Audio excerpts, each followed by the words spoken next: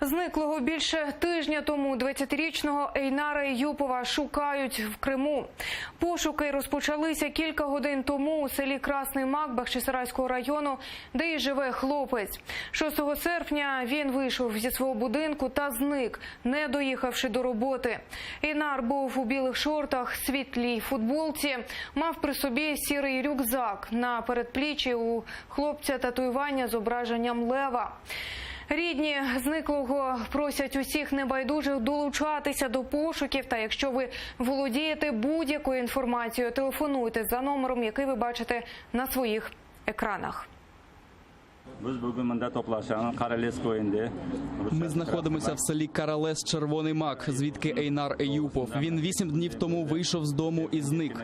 Тому ми всі тут зібралися з різних куточків Криму і підемо в гори шукати його. Звертаємося до всіх. Приходьте і долучайтеся до пошуку хлопця. Мы как и в радости, так и в горести должны быть вместе, показывать свое единство.